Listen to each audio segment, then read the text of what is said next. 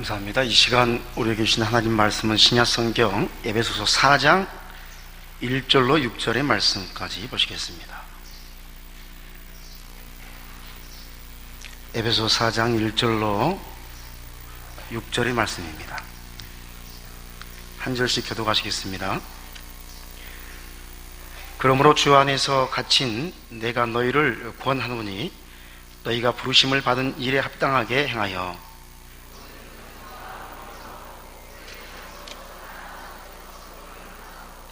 평안에 매는 줄로 성령이 하나 되게 하신 것을 힘써 지키라.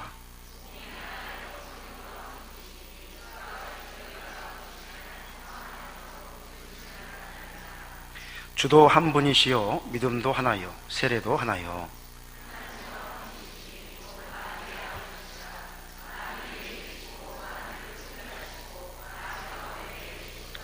아멘. 아멘.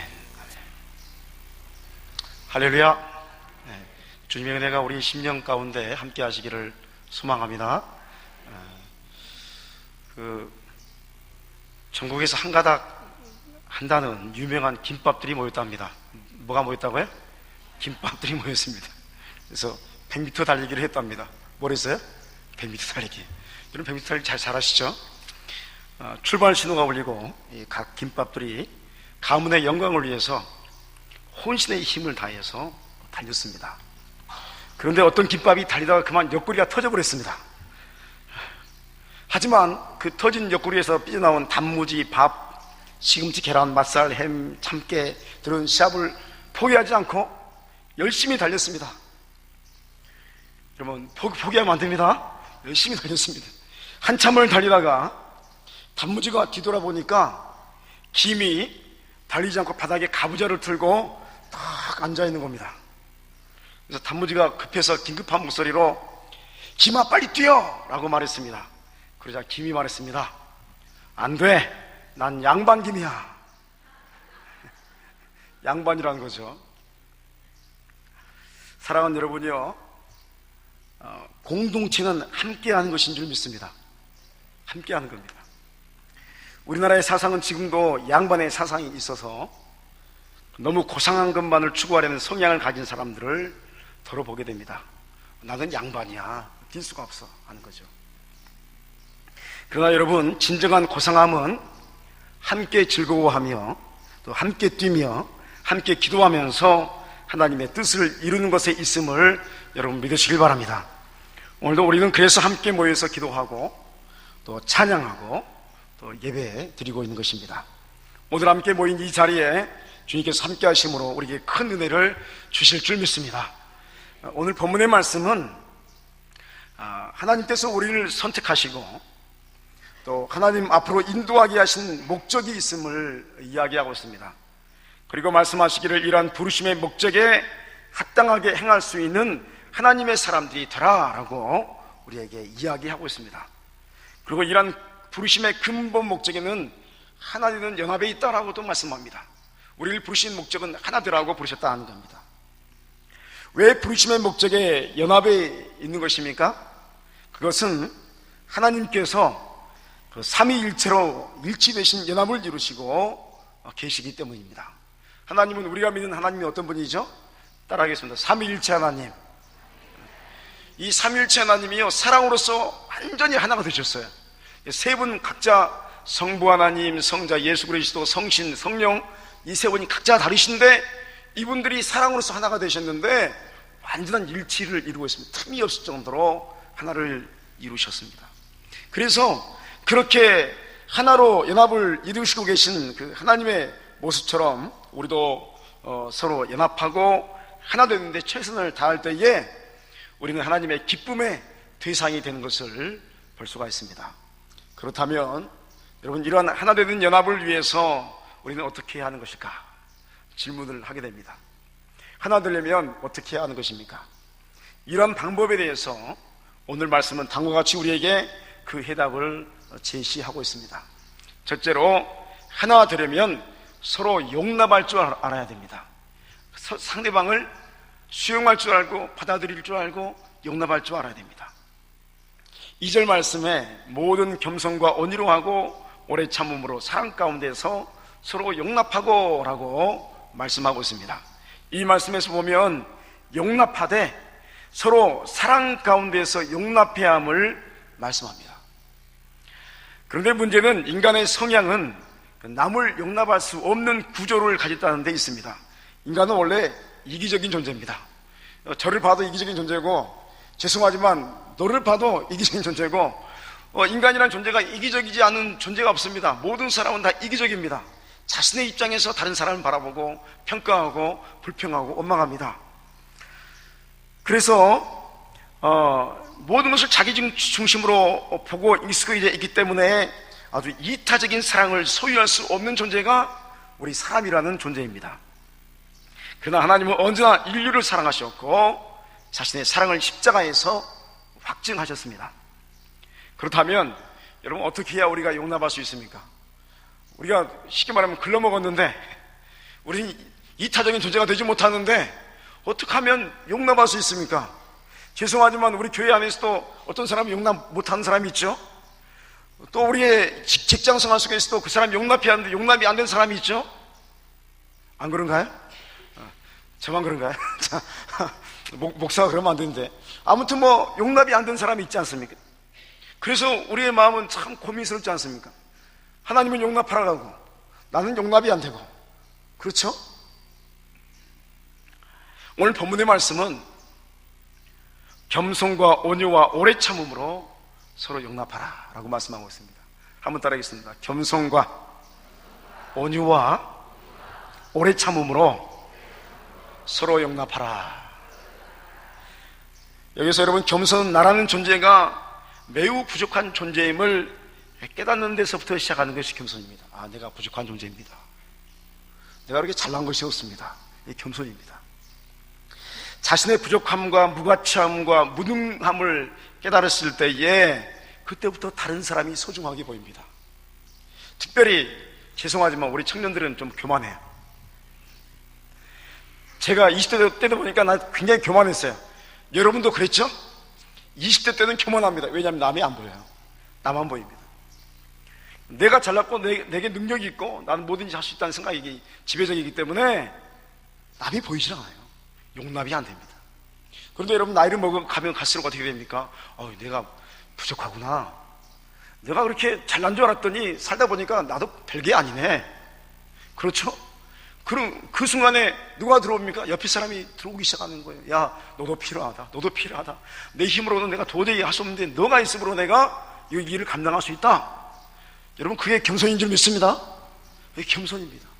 다른 사람이 내 눈에 들어오기 시작해야 돼요. 나보다 남을 낮게 여기는 것, 이게 겸손의 모습인데, 그러므로 우리가 겸손하려면 얼마나 우리 자신의 인생이 헛된지를 깨달아야 합니다. 그리고 우리의 인생이 무가치한 인생인지를 깨달아야 합니다. 우리의 이러한 영적인 눈이 열릴 때에 왜 하나님께서 우리에게 서로 용납하라 라고 하셨는지에 대해서 우리가 알게 되는 것입니다. 베드로전서 5장 5절 말씀은 다음과 같이 이야기합니다. 젊은 자들아, 이와 같이 장로들에게 순종하고 다 서로 겸손으로 허리를 동이라. 하나님은 교만한 자를 대적하시되 겸손한 자들에게는 은혜를 주시느니라 라고 말씀하고 있습니다. 사랑하는 여러분이요, 서로 용납하고 할 수 있다는 것은 여러분, 하나님의 친구가 되는 것입니다. 여러분이 옆에 있는 성도를 용납하면 그 순간 여러분은 하나님의 프렌드가 됩니다. 친구가 됩니다. 교만한 자는 하나님과 원수된 자입니다. 남을 용납하지 못하면 하나님과 원수가 됩니다. 그런데 겸손을 이루거나 추구하는 자는 모두 하나님의 친구요 동반자요 하나님의 사람이 되는 것입니다. 그러므로 사랑하는 여러분이요, 정말로 남을 낮게 여기는 겸손을 통해서 여러분 모두 하나님의 은혜를 입는 하나님의 친구가 되는 역사가 있기를 축원드립니다. 또한 서로 용납하기 위해서는 온유한 존재가 되어야 됩니다. 여기서 온유라는 의미는 이해심 깊음이라는 뜻을 갖고 있습니다. 이해심이 깊다, 온유하다, 이해심이 깊다라는 뜻입니다. 또는 정중함, 젠틀리스, 정중하다라는 그러한 의미를 가지고 있습니다. 이러한 이해심이 깊고 또 정중한 성품은 성령의 열매에 속한 것으로서 두 가지 의미로 사용됩니다. 하나는 그리스도의 성품이신 중용의 의미를 가지고 있습니다. 중용. 따라하겠습니다. 중용. 중용이라는 게 뭔지 아시죠? 이 중용은 어느 한편으로 치우치지 않는 것을 말합니다. 둘째는 자신의 생각과 마음 그리고 본능적인 욕구 등을 스스로 자제하는 덕스러움이 있음을 의미합니다. 그러면 이러한 온유함을 추구하는 성품은 어떤 사람이든지 그리스도께서 자신을 이해하시고 정중하게 대하시듯이, 그리고 그리스도께서 나를 바라보면서 어느 한편으로 치우치지 않고 대하시듯이 그렇게 다른 성도들을 나도 대할 수 있게 되는 것을 온유함이라고 말하는 것입니다. 이 온유함이 여러분의 성품 가운데 함께 하시기를 소망합니다. 다시 2절 말씀으로 돌아가면 오래 참음을 통해서 용납하게 된다고 말씀하셨는데, 여기에서 오래 참음은 죄인을 대하시는 하나님의 성품을 의미합니다. 로마서 2장 4절 말씀을 보니까 혹 내가 하나님의 인자하심이 너를 인도하여 회개하게 하심을 알지 못하여 그의 인자하심과 용납하심과 길이 참으심이 풍성함을 멸시하느냐라고 말씀하고 있습니다. 그렇습니다. 주님은 우리 죄인들을 용납하셨습니다. 그리고 오래 참으셨습니다. 그래서 오늘 우리들이 구원받게 된 줄 믿습니다.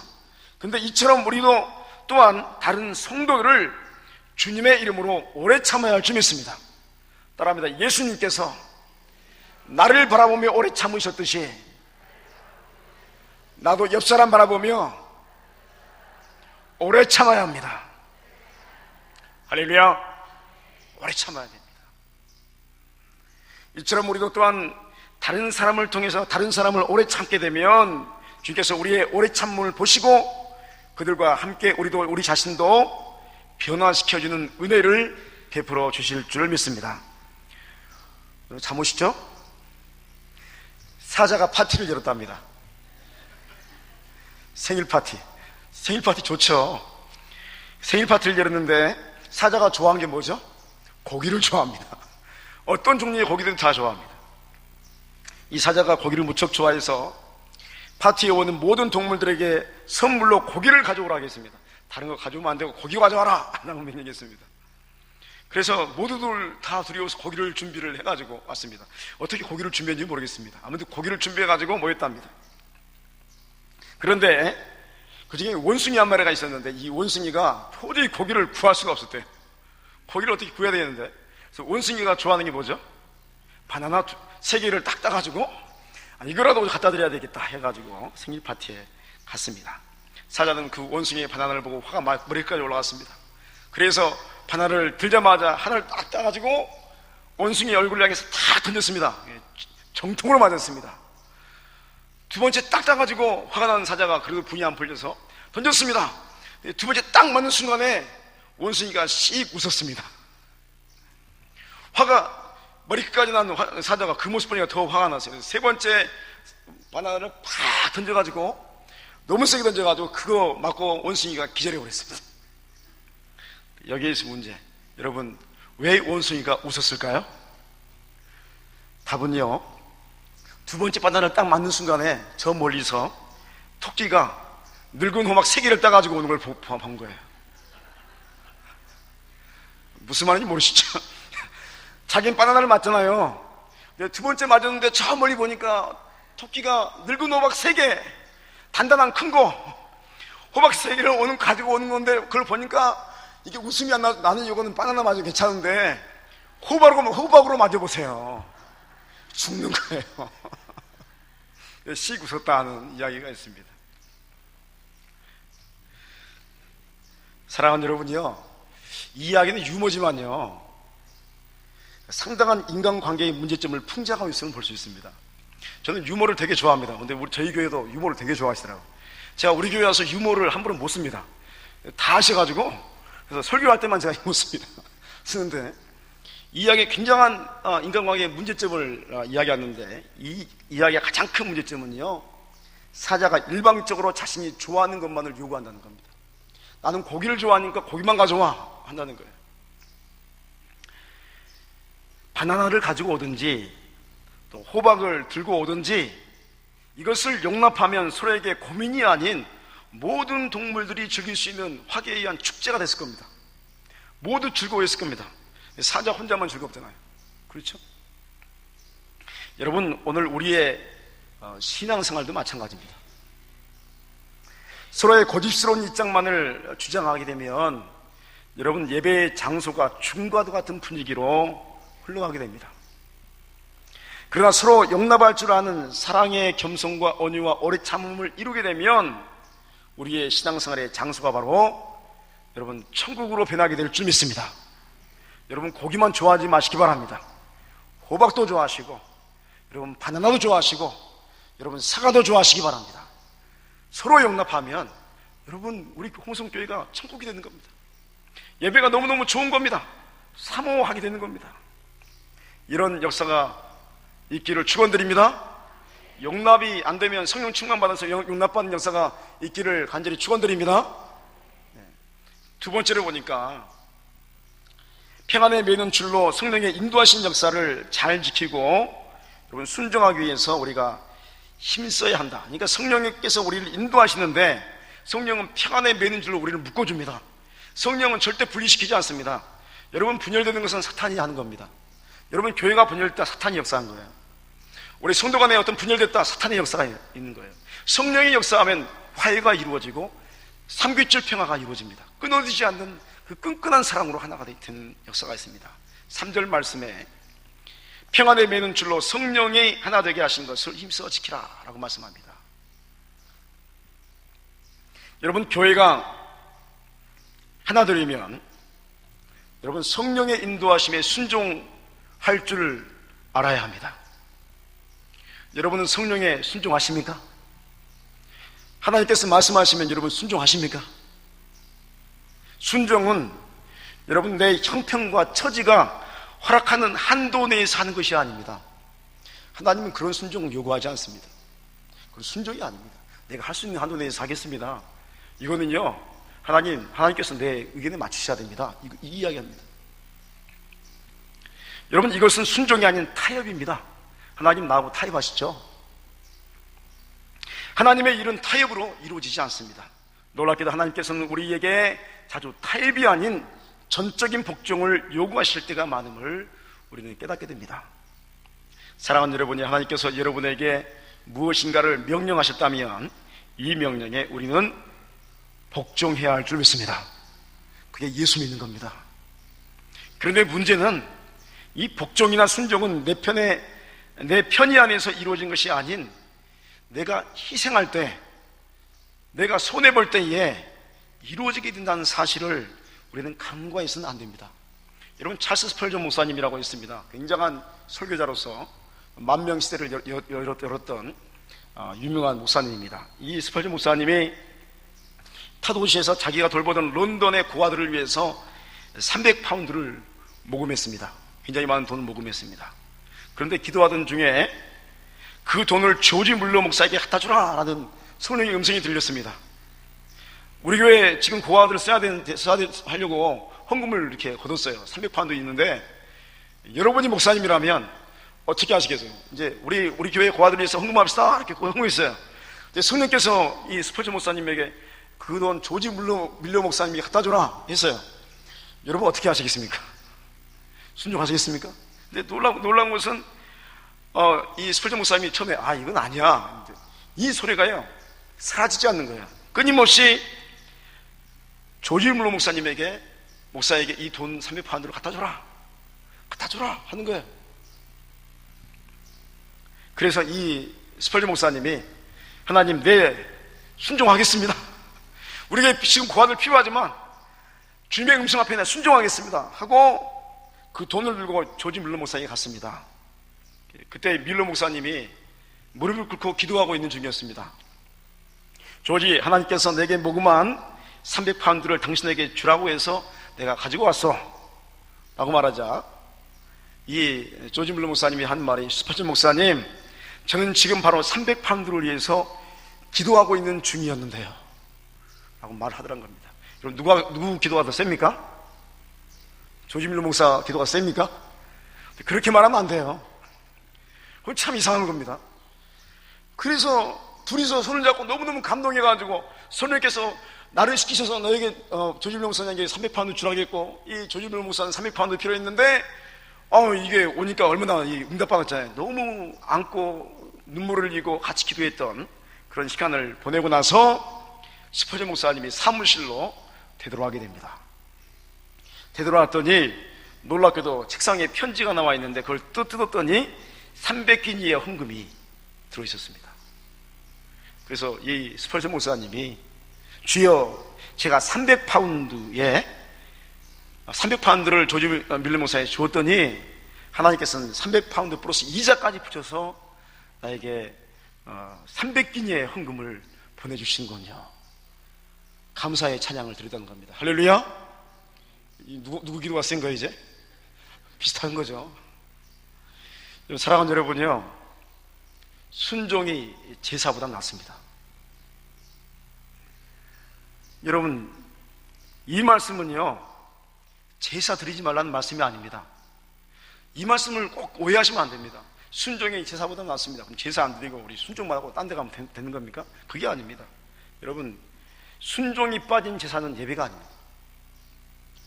우리의 순종과 헌신이 빠진 예배는 예배가 아닙니다. 그 소리입니다. 여러분의 예배의 순종이 깃들기를 축원드립니다. 그때 영과 진리의 예배가 되는 겁니다. 성령의 인도하심은 언제나 하나 되게 하는 역사로 우리를 인도하십니다. 그래서 오늘 말씀에 서로 용납하고 하나 되라 라고 말씀하십니다. 그러면 우리는 이 말씀에 전적으로 순종하든지, 순종이 안 되면 복종을 해야 할 줄 믿습니다. 이런 명령의 말씀 앞에서 우리 자신이 저는 저 사람을 받아들일 수 없습니다 라고 말하면서 거부한다면 이 사람은 여러분 순종의 사람이 아닙니다. 하나님은 한 소망 안에서 우리를 부르셨습니다. 그래서 때로 하나님의 역사가 무척 고통스럽고 어렵더라도 우리에게 순종하라 라는 말씀하면서, 여러분 그 말씀에 순종하면서 우리가 하나 되어야 되는 역사가 우리의 신앙생활 속에 있어야 할 줄 믿습니다. 여러분, 원수도 어떻게 하라겠습니까? 사랑해야 되죠. 여러분 원수를 사랑하십니까? 여러분 사랑해야 할 줄 믿습니다. 여러분 원수가 여러분 옆에 사람이라도 여러분 사랑해야 할 줄 믿습니다. 할렐루야. 우리 순종해야 합니다. 마음속에 안 되더라도요, 모래를 씹어먹는 그런 심정이 있더라도 하나님 사랑해야 하겠습니까? 사랑하겠습니다. 그래야 할 줄 믿습니다. 세 번째로 보니까 우리의 부름받음의 공통점은 한 소망 안에서 우리가 부름받았기 때문에 끊임없이 우리의 소망을 확인하는 것이 필요합니다. 4절 말씀 다 같이 한번 읽어보겠습니다. 4절 말씀 시작.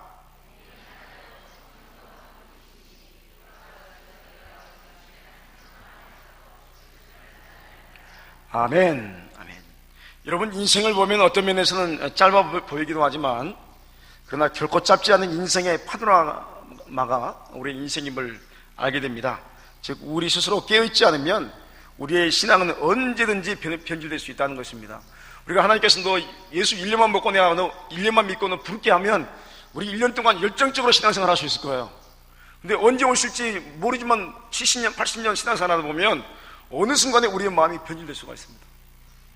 그래서 이게 영적 싸움입니다. 세간과의 싸움.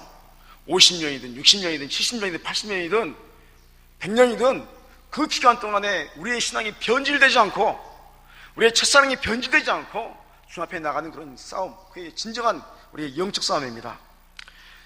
그러면 여러분 어떻게 이런 긴 인생 속에서 여러분 우리가 깨어 있을 수가 있는 것입니까? 여러분 끊임없이 우리에게 주셨던 하나님의 그 부르심의 소망을 확인하는 것을 통해서 우리는 깨어 있을 수가 있습니다. 하나님께서 나를 통해서 무엇을 이루기 위해서 나를 부르셨는가? 라는 질문과 함께 하나님께서 나를 이 교회에 부르신 목적이 무엇인가? 라는 질문을 우리는 끊임없이 해야 하며 이것을 끊임없이 확인해야 합니다. 나를 왜 예수 믿게 하시고 나를 왜 홍성 땅, 특별히 그 많은 교회에서 홍성 장로교회로 인도하셨는가?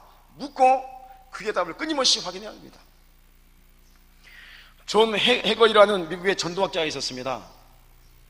이 목사님에게는 존이라고 하는 외아들이 있었는데 정신박약아였습니다. 아이였습니다. 이 존은 휠체어를 타고 앉아서 아버지가 설교를 하면 뒤에서 소리를 지르면서 매우 좋아했습니다. 부모님은 어떻게 하는지 이 아이를 고쳐보기 위해서 애를 썼습니다. 이 아이를 안고 다니면서 22년간을 지내다가 결국 이 아이가 먼저 하나님의 부르심을 받고 말았습니다. 그는 아들이 죽은 후에 세계 곳곳을 돌아다니다가 이제 내가 해야 할 일은 아프리카와 아시아에 있는 가난한 사람들에게 복음을 전하는 일이다라고 생각을 하게 되었습니다. 그래서 해거이 인스티튜트라는 기관을 설립했습니다. 제3세계 선교를 연구하고 그들을 훈련시키는 사람들을 보내는 훌륭한 기관이 바로 해거이 인스티튜트라는 그러한 기관입니다. 이 해거이 박사는 자기 가정의 실망과 낙담과 좌절을 통해서 선한 일을 함으로써 문제가 해결된다는 것을 알았던 것입니다. 실망과 좌절만 바라볼 때 여러분, 우리는 헤어날 길이 없습니다. 그러나 우리가 선한 일, 또 의미 있는 일을 하면서 하나님의 뜻을 위해서 헌신하게 될 때에 새 소망의 길이 열리게 되는 것입니다. 여러분, 여러분의 삶 속에서 언제나 하나님께서 부르셨던 그 부르심의 소망을 끊임없이 기억하며 나가는 여러분 되시기를 간절히 축원드립니다. 사랑하는 여러분요, 우리의 인생에는 언제나 어려움이 있기 마련입니다. 즐거움만 있으면 그 인생이 아닙니다. 언제나 이게 즐거움 뒤에는 꼭 어려움이 있고, 어려움 뒤에는 또 다시 즐거움이 오듯이 끊임없이 우리의 인생은 어려움과 여러 가지 질고와 또 우리의 또 무미건조함이 우리의 인생 속에 있습니다. 사랑과의 갈등에서부터 시작해서 서로 의견이 맞지 않아서 감정이 상하는 일, 그리고 부부간의 갈등, 또 고부간의 갈등, 또 자녀와의 갈등, 또 친구와의 갈등, 그리고 우리가 감당하기 힘든 인생의 문제들이 수없이 많이 우리 안에 있습니다. 그러나 우리는 기억해야 합니다. 하나님은 이 모든 문제를 통해서 우리에게 새로운 소망을 허락하십니다. 그리고 하나님으로부터 온 소망을 끊임없이 우리가 확인하고 되새길 때에 하나님의 뜻은 우리 안에서 이루어지게 될 줄 믿습니다. 또한 여러분, 한 소망을 이루기를 원하시는 하나님 아버지의 뜻 앞에서 우리는 결국 여러분 그리스도 예수 안에서 하나 되는 놀라운 체험을 하게 될 줄 믿습니다. 한번 따라하겠습니다. 우리는 그리스도 안에서 하나 되어야 됩니다. 여러분 믿습니까? 여러분 하나 되어야 됩니다. 하나 되기 위해서는 내 잘남도 좀 수그러뜨리고 나의 못남도 좀 감추고 서로 이해하려고 노력하고 그러면서 하나 되는 것입니다. 말씀을 맺습니다. 우리의 인생의 목표는 오직 하나님의 형상을 회복하는 데 있습니다. 하나님은 삼위일체의 형상을 가지셨습니다. 그러므로 사랑 가운데서 온전히 하나됨의 역사를 바라시는 하나님의 모습처럼 우리 또한 교회들 안에서 서로 연합되는 모습을 가져야 할 줄 믿습니다. 이 하나됨의 역사는 결국 하나님께서 모든 만유를 통해서 하나님의 영광이 나타나듯이 우리 교회의 성도들이 하나님을 통해서 하나님의 영광의 역사를 하나님께서는 우리 가운데 나타내시게 될 줄 믿습니다. 이런 하나님의 현존하심은 우리에게 큰 기쁨이요 또 구원이요 소망의 역사가 되는 것입니다. 하나님께서 우리가 모일 때 우리가 함께 하십니다. 할렐루야. 하나님께서 우리가 모여서 예배드릴 때 우리를 축복하신 줄 믿습니다. 우리가 하나 되게 해서 몸부림치고 기도할 때에 하나님께서 우리를 들어쓰는 놀라운 역사를 보여주실 줄 믿습니다. 이 축복의 역사가 우리 가운데 있기를 간절히 축원드립니다. 기도하시겠습니다.